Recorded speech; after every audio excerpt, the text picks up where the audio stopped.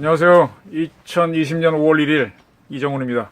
오늘은 어제 제가 한미동맹이란 게 무엇이냐, 그걸 토대로 경제동맹, 정보회사의 동맹, 어떤 그 사회 시스템에서 닮아가는 건 여러 가지를 설명드렸는데요. 또 그 전에는 뭐 테킨트나 휴민트를 가지고 정보에 대해서 설명을 좀 드렸습니다. 오늘은 그걸 종합적으로 해서 현실 세계에서 나타나는 정보 협력, 정보 공작의 세계를 조금 설명드리겠습니다. 소재는 대만 국가안전국장이 김정은 병이 있다라고 설명한 걸 소재로 하겠습니다. 대만과 CIA의 문재인 흔들기가 오늘 제 말씀드리는 주제입니다. 그리고 이거는 정보의 3쿠션, 정보 세계에서 3쿠션, 즉 성동격서를 하는 것인데, 제가 뭐 공작 같은 책을 써서 그런가요? 조금 국가 정보에 대해서 관심이 있어서 지금 나타난 공개된 정보를 토대로 지금 벌어지는 일들이 이것일 거다라는 해석을 한번 해드리겠습니다. 자, 많은 분들이 보도를 보셨겠죠. 대만의 중앙통신사를 비롯한 여러, 대만에도 우리나라처럼 뭐 중앙일보니 뭐니 여러 신문들이 있어요. 그런 신문들에서 보도를 했습니다. 구국정, 우리말로는 구국정, 뭐 치우꺼청, 중국말입니다. 그건 발음 잘 못하겠고요. 중국의 국가안전국입니다. 우리는 국가정보원은 국정원 하듯이 얘네들은 국안국으로 줄여서 발음합니다. 거기가 우리 국회는 입법원인데, 그 국가안전국 국장이 입법원 정보 브리핑에 참석해서 국제정세하고 신종 코로나 바이러스에 대한 보고를 하다가 최적응, 차이싱이라고 읽는 겁니다. 민진당 의원이 북한의 김정은 위원장이 어떤 상태냐라고 질의하니까 몸이 아프다, 한자로는 유병, 병이 있다, 김정은 유병, 이렇게 했습니다. 그 다시 민진당 의원이 살아있느냐라고 하니까 미소만 짓고 대답하지 않았다, 이렇게 보도가 나왔습니다. 그리고 계속 같은 질문이 반복되자 국장은 우리는 김 위원장의 건강과 관련해 정보를 갖고 있다, 안다 이겁니다. 그러나 이를 공개적으로 논의한다면 북한 정보원들이 위험해질 수 있다. 즉 대만 정보국이 북한에 박아놓은 빨대들이 닫힐 수 있다. 따라서 비공개로만 논의할 수 있다라고 말을 했답니다. 그리고 또 붙인 게 김정은이 사망하면 북한은 권력 공백을 메꿀 대책을 마련해 놓았다, 이렇게 말했다고 보도했습니다. 근데 요거와 관련해 주목할 게 4월 30날 백악관에서 이런 행사가 있었답니다. 백악관에서 행사가 하나 있었는데, 그때도 역시 트럼프를 향해서 김정은이 죽었냐 살았냐 질문이 나오니까 트럼프가 나는 무슨 일이 일어나고 있는지 안다. 그러나 지금 당장은 김정은에 대한 이야기를 해줄 수 없다. 그러면서도 나는 그저 모든 것이 괜찮기를 바랄 뿐이다. 뭔 소린지 빙글빙글 돌아갔지만 또 알아듣는 사람 알아듣는 얘기를 했습니다. 그리고 4월 27일 기자회견에서 트럼프는 김정은 상황에 대해서 매우 잘 알고 있다. 하지만 나는 그것에 대해 지금 이야기할 수 없다. 다 아는데 말 못한다. 다 이러고 있습니다. 근데 대만 국안국 국장이 병이 났다, 이렇게 딱 얘기를 했습니다. 더 이상 얘기 안 합니다. 그 또 하나 재밌는 게, 미래통합당에서 비례대표로 당선된 탈북자 지성호 씨, 상당히 유명한 분이죠. 이분이 뭐라고 보도했는가 하면, 북한 내부 소식통을 통해 확인한 결과 김정은은 최근 심혈관 관련 수술을 받은 지 쇼크나 후유증으로 사망했다고 북한에서는 그런다. 김정은이 사망을 99% 확신하는 쪽으로 기울고 있다. 살아있을 가능성이 1% 정도 있어서 단정하기 어렵지만 기적은 없을 것이다. 그러나 김정은이가 죽은 장소는 나도 모르겠다. 이번 주말이나 다음 주 안에 김정은 사망 소식을 북한은 발표할 것으로 보인다, 이렇게 얘기했습니다. 지성호 씨도 북한 정보가 굉장히 많은 사람이죠. 굉장히 많은 사람입니다. 그리고 여러 기관에서 이분한테 정보를 갖다 줄 수도 있습니다. 이에 대해서 우리 측 대한민국 정보 관계자는 기술 정보, 테킨트죠. 테킨트에 근거한 김정인 신변에 이상이 없다는 것이 정부의 판단이다. 테킨트로만 보게 되면 이상이 없다. 즉 김정은이 타고 다니던 열차나 그런 것들이 다 제자리에 있어서 별 문제 없다, 이겁니다. 그리고 김현철 통일부 장관은 4월 28일 국회에 출석해서 김정은 건강 이상들에 대한 질문을 받으니까 그거는 인포데믹이다, 거짓 정보다, 그런 것이 퍼지고 있어 유감스럽다, 안타깝다, 이런 얘기를 했습니다. 특이 동향이 없다고 자신 있게 말할 수 있을 정도로 우리는 정보 역량을 갖추고 있다, 이런 얘기를 했습니다. 우리의 정보 역량, 테킨티의 뭐 대부분은 미국이 주는 건데 미국이 다 주나요? 문재인 정부한테? 제가 대만의 국가안전국을 한번 취재할 기회가 있었습니다. 국가안전국을 취재한다니까 상당히 뭐 대단한 걸로 들리시는데 그게 아니고 국가안전국 출신의 사람을 한번 만난 적이 있습니다. 지금부터 15년 전이네요. 오래됐죠? 오래됐지만 상당한 간부를 만났습니다. 국가안전국에도 국내 파트, 해외 파트가 있는데 해외 담당 1급 국장을 했던 분을 만났습니다. 우리 그 당시에는 안기부죠. 안기부에서 역시 1급을 하셨던 분이 소개를 해가지고 장시간에 걸쳐서 한 이틀에 걸쳐 대화를 상당히 오래 했었습니다. 그분 이야기를 제가 두관동화 2000년 9월쯤에 쓴 적이 있는데 그걸 토대로 그때 취재한 것과 대만의 국가안전국에 대한 설명을 좀 드리겠습니다. 국가안전국은 영어로는 NSB입니다. National Security Bureau입니다. 우리나라의 국정원은 대통령 직속 기관이지만 대만의 국안국은 국가안전보장회, 즉 NSC 산하입니다. 총통 직속이 아닙니다. 그리고 대만의 수도가 타이베이죠. 타이베이 외곽에 있는 양명산의 산속에 있습니다. 우리는 저 구룡산 터널 지나는 구룡산인가요? 그 산속에 있어서 제가 몇 가지 재밌는 표현을 한 적이 있는데 어쨌든 넘어가겠습니다. 그래서 주소는 양덕대도 110번지입니다. 별걸 다 알죠.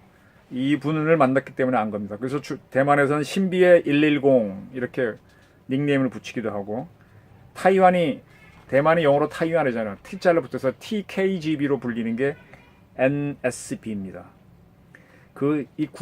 대만이 작은 나라지만 중국하고 대립하다 보니까 중국의 정보기관은 국안이라 합니다. 국가안전부입니다. 대만은 국가안전국. 똑같죠. 국이냐 분야 차이점. 그래서 중국의 정보기관은 국안으로 약칭하고 대만 거는 국안국으로 약칭하는 차이가 있습니다.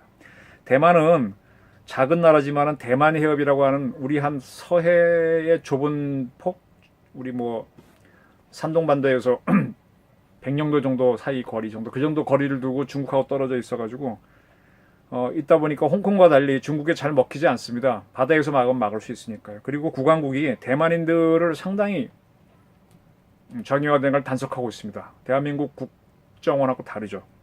또 중국 간첩을 잘 잡아내고 있습니다. 물론 이 국안국도 대공수사권을 갖고 있죠.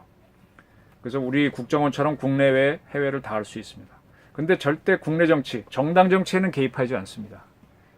그래서 대만도 국민당, 민진당 정권이 왔다 갔다 하죠. 지난번에 마영구 씨가 하다가 이번에는 최영문 씨가 재선을 하고 이렇게 바뀌는데, 이렇게 정권이 바뀌어도 국안국 간부들은 다치는 경우가 없습니다. 우리는 매번 다치죠.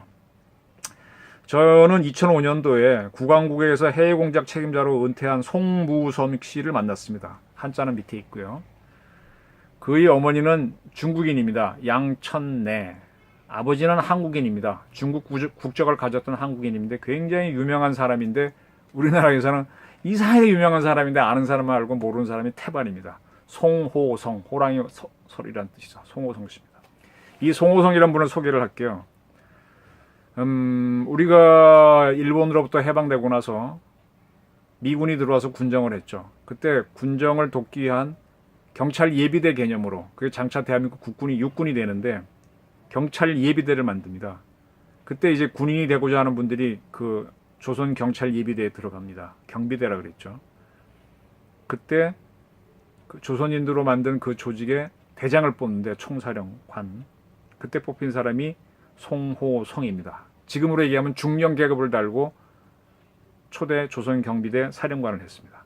그때 이제 해군의 전신인 해안경비대를 만드는데, 그때 중령을 달고 역시 해군 해안경비대 총사령관 했던 사람이 그 유명한 손원일, 우리나라 114급 잠수함이 이름 붙었죠. 그분입니다. 송호성 씨는 어떠한 대한민국 무기에도 이름을 못 붙였고요. 앞으로도 붙일 일이 없다고 저는 확신합니다. 그 이유가 있습니다. 자, 그리고 47년 2월 15일 날 이 해안경비대와 조선경비대가 조금 더 커지는데요. 그때 두 중령을 별을 달아줍니다. 대령을 건너뛰고 준장을 만들어주는데, 이때 손원일 씨하고 송호석 씨가 최초로 준장, 별이 장군이 됩니다. 대한민국 최초의 장성은 송무성, 손원일입니다. 근데 송호성은 대한민국 역사에서 사라져 있습니다. 그리고 48년도 대한민국 정부를 만들기 위한 재헌국회 선거를 하는데 제주도에서 4.3 사건이 터져 나옵니다. 남로당 빨갱이들이 대한민국 만들자는 선거를 방해하는 책동을 벌인 거죠. 시위를 벌인 거죠. 그래서 그때 이제 제주도로 갔던 국방경비대, 그때는 조선경비대가 국방경비대로 불리는데 국방경비대 11연대장이 박진경 씨인데 그 박진경 중령을 그 부대에 있던 문상길 대위가 암살합니다. 이것 때문에 문상길은 체포가 돼갖고 대한민국 국군 중에 최초로 총살당한 사람이 문상길입니다. 제가 한번 살짝 말씀드린 적이 있는데 대한민국 군부에는요 초기 대한민국 군부에는요 빨갱이가 굉장히 많았습니다. 네. 우리 문재인 대통령은 대한민국 국군은 굉장히 친일파는 있어도 좌파는 없다고 보시는 것 같던데 그 반대입니다. 경찰에는 빨갱이는 적었고 친일파는 많았고 보수는 많았지만 우리 군에는요 초기의 군에는 드글드글했습니다. 빨갱이들이. 네. 문상길 같은 사람 뒤에 또 나옵니다. 그랬을 때 그때 송호성 씨가 국방경비대 총사령관 자격으로 제주도에 가서 작전을 하다가 올라옵니다. 그리고 대한민국 정부를 48년도 8월 15일 만듭니다. 광복절을. 그리고 9월 5일 날 해안경비대와 국방경비대를 각각 해군과 공군으로 바꿔서 창설하는데 그때 송호성 씨하고 손원일 씨가 육해공군 총사령관이 됩니다. 별 하나 준장을 달고. 네. 상당히 의미 있는 자리죠. 그런데 그해 10월 19일 날 제주 4.3 사태를 진압하기, 그때까지도 제주 4.3 사건이 안 잡혔어요. 4월에 일어난 게 가을까지 온 겁니다. 그걸 추가로 투입하기 위해서 여수에 있는 육군 14연대 보고 출동 준비를 시키는데 14연대에 숨어있던 남로당, 즉 빨갱이 프락치인 지창수 상사가 또 군인들을 선동해서 반란을 일으킵니다. 아이고, 난리가 난 거죠. 네, 제주도 터졌는데 여수가 터집니다. 그래서 송호성 사령관이 지금 광주죠. 전남 광주에 있는 4연대한테 출동해서 쟤네 14연대 잡아라 그랬더니 출동했던 4연대가 14연대에 붙어버려요. 오히려 반란군이 커집니다. 점점 커지죠. 난리가 난 거죠. 그래서 지금 대한민국 육군에는요, 육군은 사단하고 여단하고 연대는 고유의 번호를 가지잖아요. 1사단, 1연대 뭐 이런 식으로. 대한민국 육군에는 4연대하고 14연대가 없습니다. 1, 2, 3, 5 이런 연대들은 나가도요. 13 있는지 모르지만 14 이런 거 없습니다. 그 점점 커지니까 총사령관이 직접 나갑니다. 그때 국군 3연대를 끌고 제 앞에 선두로 해서 진압군을 만들고 여수에 들어갔는데 도대체 이 반란군들이 민간복을 입고 섞여버리니까 누가 누군지 모르잖아요. 그래서 일단 위력 시위를 하기 위해서 장갑차를 시내를 관통시키고 본인이 첫 번째 장갑차에 올라타고 포탑 위에 딱 올라가서 위력 시위를 했습니다. 근데 그 반란군의 누군가가 저격을 합니다. 어디를 맞추는가 하면 그분이 쓰고 있던 철모를 맞춥니다. 총알 탁 맞으면 뚫리진 않을지 몰라도 철모가 목이 획 돌아가고 정신없습니다. 몽둥이로 망치로 맞은 겁니다. 철모는 당연히 떨어지고 이 사람은 장갑차에 떨어져서 크게 다쳤죠. 그리고 반란군이 공격을 해서 그 위력 시위를 하던 3년대가 공격을 받아서 많은 사람이 희생이 됩니다. 장병들이. 이걸로 인해서 송사령관은 다쳐갖고 이제 후방으로 나오게 되죠. 네. 그런 일이 있었고요. 그래서 이것 때문에 그 다음에 이제 4연대와 14연대는 순천으로 더 시위를 확대했다가 반란을 확대했다가 지리산으로 들어가서 지리산 빨치산이 됩니다. 제주도에는 한라산 빨치산이 된 남로당이 있고 여기에는 또 14연대하고 4연대가 중심이 된 지리산 빨치산이 대한민국 건국 직후에 활동을 하게 되는 겁니다. 이렇게 해서 점점 군에서 반란군까지 생기니까 그걸 막지 못하니까 이승만 대통령 정부가 그때 이승만 대통령이 힘이 없었어요. 사실은 의원대학제 정부였기 때문에 정부에서 책임을 물어서 송사령관을 12월 15일 날 해임합니다. 그리고 이응준 준장을 다시 그 후임으로 임명하는데 그때는 이름을 바꿔서 총사령관이 아닌 총참모장이 임명합니다. 재밌는 거는요. 해군은 초대 총사령관인 손원일 씨를 해군의 초대 리더로 인정하고 지금까지 오는데 육군은 송호성을 인정하지 않고 두 번째인 이응준부터를 육군의 초대 참모총장으로 기록을 남겨놓고 있습니다. 왜 그럴까요? 설명드리겠습니다. 그 다음에 이제 해임됐던 송사령관은요. 그때 육군이 지금 미국에 가게 되면 주방위군이라고 하는 예비군이 있죠. 그것처럼 호국군을 만듭니다. 호국군의 초도사령관을 맡겼어요. 그러다가 1년 지나갖고 49년 8월 달에 이걸 폐지합니다. 호국군을 없앱니다. 호국군을 없애면서 뭐 기존 현역에 합쳐버리죠. 그리고 50년 1월 달에 6번의 민방위국을 만들고 청년방위대라고 하는, 이거 뭐라 그래야 되나? 지금 뭐라 그래야 되나? 비유할 수가 없는데, 군에 가기 전에 젊은이들을 모아서 군사 교육시키는 아주 뭐 엉성한 군사 조직인데, 그걸 만들면서 고문단장을 시킵니다. 아주 힘이 없는 사람을 자꾸 밀려나게 됐죠. 그리고 6월 달에 전쟁이 일어납니다. 이때 서울에 있던 한국군 주요 지휘관 중에 3명이 서울을 탈출하지 않았어요. 일본 육사 26기 출신인 이용문 육군대령, 또 동기인 육군대령 안병범, 그리고 항공육군의 원스타 최초의 장군인 송무성 씨가 서울을 탈출하지 않았습니다. 이용문 대령은 단독으로 월남을 시도합니다. 그래서 한강 상류로 올라가면서 혼자 싸움질을 해가면서 유격전을 벌이면서, 그래서 한강을 넘어서 우리 군을 합류합니다. 이용문 씨는 그 후에 사단장이 되는데, 그때 그 이용문 사령관을 가장 존경했던 사람이 누군가 하면 박정희 소령입니다. 이용문 씨 아들이 나중에 경찰 총수가 되는 검사, 이건계 검사입니다. 그 다음에 안병범 대령은 단독 월남이 되지 않자 자살을 했습니다. 근데 송무성 씨는 혼자 월남도 안 하고 자살도 안 하고 그냥 있었습니다. 왜 그랬을까요? 이 송무성 씨의 본명은 그냥 호랑이 오자 송호입니다. 한국에서의 본명 최초의 이름은. 그리고 중국에 가서는 뭐 한국 청년 뜻으로 한청, 송홍만 등등을 사용했고요. 이분은 중국에 간 다음에 중국 국적을 얻어버렸습니다. 그래서 부인도 아까 말씀드린 대로 중국 여인을 얻었고요. 그리고 중국의 국민당 정부가 만든 감단 군사 강습소를 졸업해서 중국 장교, 군관이라 그랬죠. 군관이 됐습니다. 중국 군인입니다. 그런데 1932년 4월 달에 김구 임시정부 주석의 지시를 받은 윤봉길 의사가 상하이 홍구공원에서 일본군 수장을 죽이는 테러를 강요합니다. 의거를 일으켰죠. 여기에 자극을 받아가지고 장개석 씨가 1940년 9월 달에 이청철을 총사령관으로 하는 한국 광복군을 만들게 해줍니다. 그리고 광복군을 중국군에 포함시키게 했죠. 이러한 광복군은 이게 대대병력이라고 보시면 될 것 같아요. 대대보다 작죠. 근데 어쨌든 1, 2, 3지대가 있습니다. 지대는 중대 정도인데 소대보다는 약간 크고 중대보다는 작은데 1, 2, 3지대가 있고 또 4지대는 없고 5지대가 있는데 5지대는 적 지역에 들어가서 공작하는 5지대입니다. 그때 5지대장은 나월환 씨입니다. 근데 나월환 씨가 어찌 됐는지 우리 내부에 의해서 암살됩니다.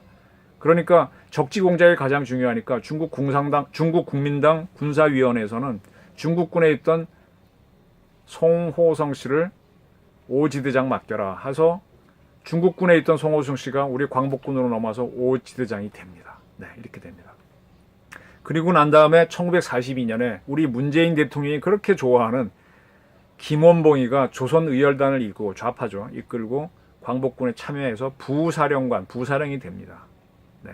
그래서 우리 문 대통령은 우리 광복군에는 좌우가 다 들어와 있었으니까 광복군 한국군의 뿌리로 하자라고 했었죠. 근데 북한이 노 그랬죠. 야, 우리 북한군의 뿌리는 김일성이 만든 조선 인민유격대 그거지. 김원봉이 만든 거랑 아무 상관이 없어. 김원봉은 또 나중에 월북했다가 북한에서 숙청되죠. 절대 북한은 조선의열단 인정 안 하는데 우리 대통령은 그렇게 하면 남북이 잘 될 줄 알고 추진했다가 완전히 머쓱해졌죠. 그러나 이 광복군은 우리 조국으로 진격하지 못하고 종전을 맞습니다. 그래서 어쨌든 이런 인연으로 중국군에 있었던 송호성 씨는 광복군에 넘어와서 김구랑 인연을 맺습니다. 김규식 선생은 어떤 분인가 하면 국내에서 독립운동을 했는데요. 이때 송호성 씨는 중국으로 건너가기 전에 이 의병을 일으킨 김규식 선생한테 가서 의병 활동을 한 적이 있답니다. 그래서 광복 후에 돌아와서 김규식이 가까워졌죠.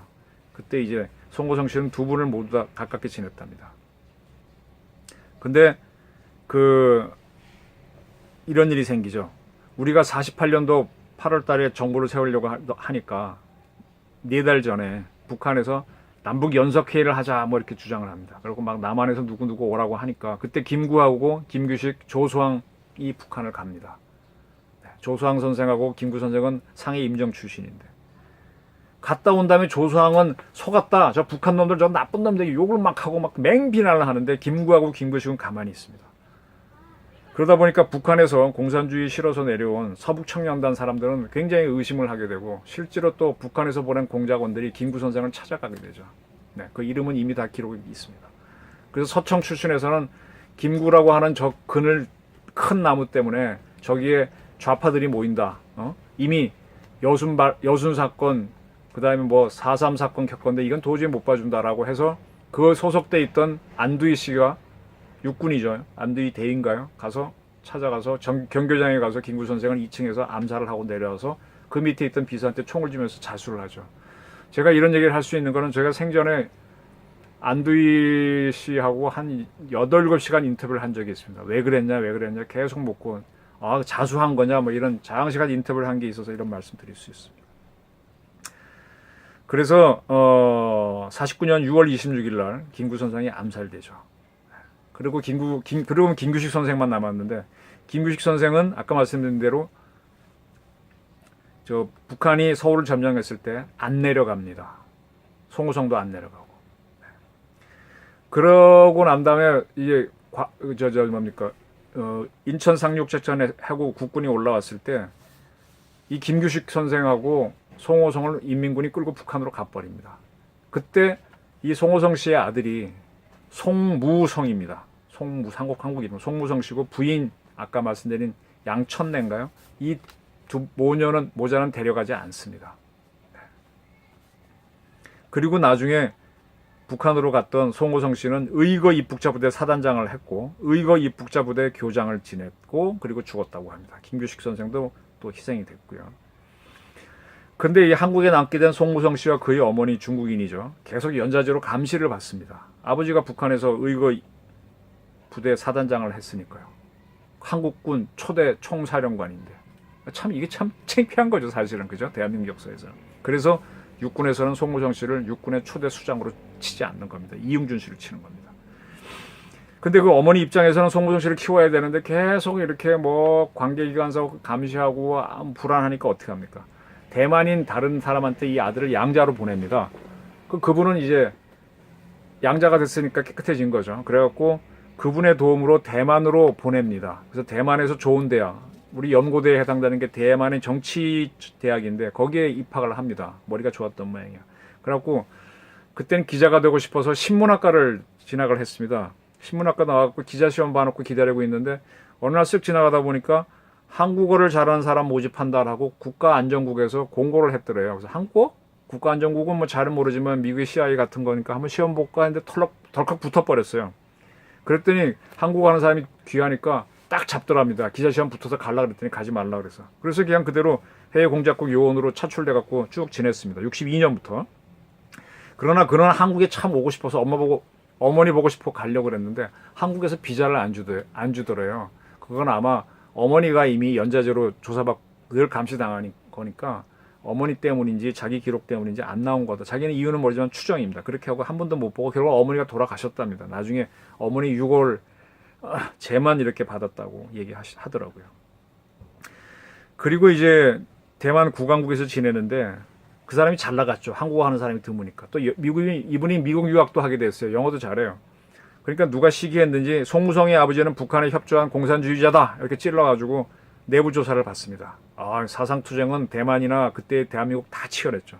근데 그의 상사가 아버지 행위에 대한 책임을 아들에게 씌워서는 안 된다고 막아주는 바람에 살아났답니다.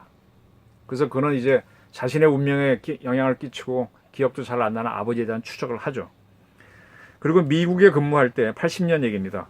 자기가 국민학교 한국서 다닐 때 선생님이었던 분이 미국으로 이민을 오셔갖고 지내다가요. 어떻게 미국 국적자로서 북한을 방문하게 됐답니다. 그분한테 선생님 가시면 저희 아버지 송호성 씨 좀 알아봐 주세요 했더니 그분이 북한에 갔다 와서 하신 얘기가 54년도에 북한에서 국제 간첩단 사건이 일어났는데 거기에 연루된 거로 체포됐고 반혁명 분자로 고초를 겪다가 58년도에 평양 양덕으로 유배 갔답니다. 아마 정치범 수용소로 간 것 같아요. 낭림산맥 속에 있는 아주 첩첩산골로 가서 있다가 그 다음에 59년도에 71세로 돌아가셨다. 그렇게 들었다고 전해졌답니다. 그래서 아버지가 그렇게 됐구나 하고 이제 어머님 돌아가셨고 아버지 돌아가셨고 지내다가 1990년경에 이분이 국가안전국 한국 거점장으로 나옵니다. 1급이죠, 1급. 우리도 뭐 미국 가면은 우리 국가정보원 거점장이 있고 CIA도 한국 거점장이 있죠. 우리는 보통 지부장이라고 언론은 얘기하는데 정확한 명칭은 거점장입니다. 거점장으로 나와서 그때 한국과 대만이 단교하고 한국과 중국이 수교하는 걸 다 지켜봅니다. 한국 통이니까 한국말 잘 알죠. 그리고 이제 다시 대만으로 돌아가서 여러 가지 일을 하다가 2000년에 거기는 군사 계급을 준다는데 별 둘 소장 계급으로 제대했답니다. 1급 정도로. 그래서 이분하고 그런 얘기를 하면서 대만은 조그만 나라인데 어떻게 정보 활동하냐 그랬더니 자기네는 대륙을 상대하다 보니까 다양한 방법으로 한다. 그리고 대만에는 대륙의 연고를 가진 사람이 많아갖고 들어가게 되면 정보 빼는 게 더 쉽다. 중국은 너무 덩치가 커서 허술한 점이 많다. 그래서 많은 정보를 깨고 또 대만 사람들이 그때 중국에 많이 투자를 했거든요. 가가지고 뭐 자식 난 사람도 있어요. 그러다 보니까 더 얽히게 해서 정보 빼기 좋다. 그런 얘기를 했고요. 그 과정에서 뭐를 또 구하는가 하면 북한 정보를 제일 많이 가지고 있는 데가 중국입니다. 그래서 자기는 북한 정보를 굉장히 많이 갖고 있대요. 그런 정보를 당시 한국의 안개부에 딱 주고 자기는 필요한 게 아니니까. 그리고 한국이 꼭 알고 싶은 정보를 얻는다는 겁니다. 이게 정보 세계의 바터예요. 전화 한 통 서로 신뢰만 있으면 되는 겁니다. 이렇게 하면서 이제 많은 협조를 해갖고 한국 안기부의 상당한 간부를 알았죠. 그 간부가 저한테 다리를 놔줘서 그분의 아버지 사는 작업을 제가 하면서 취재를 했던 겁니다. 자, 이렇게 해서 이제 그 중국, 대만의 국왕국은 북한 정보가 많은데 그러한 국왕국의 국장이 대만 국회에 출석해서 김정은 유병 이렇게 발언을 한 겁니다. 이거는 정보의 세계를 아는 사람들한테 물어보면요. 이건 확실한 발언이다. 계산된 발언이다. 국회의원이 질문할 걸 알고 요까지만 답변하겠다 준비하고 답하는 답변이다. 그리고 거기에는 의도가 있다는 겁니다. 이거는 대만 입장에서는 북한을 흔드는 게 아니라 중국을 흔들기 위한 발언이라는 얘기. 그리고 이 발언을 했을 때는 대만은 반드시 국악은 대만의 국왕국은 미국의 CIA하고 상의하고 한 거답니다. CIA가 이걸 해라. 지금 미국 트럼프한테는 너무 많은 질문이 오는데 얘기할 수 없죠. 또 한국 정부는 아무 일 없다, 잘 됐다 이러고 있죠.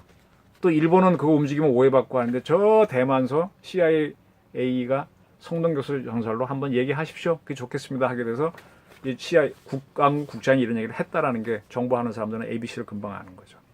여러분 이걸 보셔야 돼요. 하노이 2019년 2월달 하노이 노들 회담이 깨졌지 않습니까? 있었지 않습니까? 그 이후에 6월달에 판문점에서 다시 트럼프하고 김정은이 만나죠. 그때 보면 이렇게 팔 돌아가는 거 혹시 기억나세요? 이렇게 팔 내린 상태에서 김정은이가 막 트럼프한테 팔 이렇게 꼬이는 거 전 봤었는데 약간 긴장을 극도로 하게 되면 팔이 돌아가죠. 극도로 그냥 말도 잘 안 나오고 이러지 않습니까? 물론 뭐 강심제 맞고 나겠지만 팔은 돌아가는 건 몸은 못 견디는 거죠. 이미 혼이 난 사람이니까. 한번 대공자에 걸려서 당하고 나면요. 그 자기 정신 빠지게 한 사람 보게 되면 겁납니다. 아마 이러한 스트레스가요. 이번에 김정은을 잘못되게 만드는 요인이 됩니다. 트럼프라는 사람은 만만치 않습니다. 그 대만 국왕국이 중국의 국왕과 경쟁한다는 걸 놓치면 안 됩니다. 국왕은 미국 CIA와 경쟁합니다. 국왕국에서 유병설을 흘린 거는 의도된 거고 CIA에 협조한 게 거의 확실합니다. 근데 문재인 정부는 계속 일이 아무 문제 없다 그러거든요. 내가 본 것만을 근거로 얘기합니다. 진짜는 모르겠고 내가 아는 보고받은 거는 요거다. 이거 아주 도망치는 발언이죠. 네. 저는 이 방송을 통해서 지난 그 총선이 끝나고 난 다음에 차이잉원의 대운하고 문재인의 대운이라는 걸로 한 방송을 한 적이 있습니다. 네. 차이잉원은 탈핵 정책을 펼쳤는데 홍콩 민주화 시위 덕택에 아주 쉽게 재선이 됐어요. 참 운이 좋죠. 그리고 탈핵 정책을 그대로 유지해요. 근데 미국하고 관계는 매우 좋아요. 문재인 정부는 지난 총선에서 압승을 했습니다. 코로나 덕택에. 그 탈핵 정책도 유지하고 있어요. 근데 미국하고 사이가 매우 나쁩니다. 똑같은 대운인데 미국하고 사이가 좋냐 나쁘냐가 큰 차이입니다. 이게 앞으로 두 사람의 대운의 향방을 가를 거라고 제가 얘기한 적이 있었거든요. 이제 그런 것들이 시작되는 겁니다. 김정은 유고 상태입니다. 근데 우리 정부는 아니라고 합니다. 아니라고 하면서 뭔가 공작을 하는 거라면 좋겠는데 막아주고 있는 거라면은 우리 정부도 뭔가 위기에 모이게 되죠. 대운이 대불행이 되지 않기를. 뭐 개인의 대불행이라면 상관이 없어요. 대한민국의 대불행이 될까봐 이렇게 경기도 나쁘고 팬데믹도 돌고 있는데 그게 안 되기를 저는 간절히 소망하는 바입니다. 대만 국안국장이 많은 힌트를 줬습니다. 감사합니다.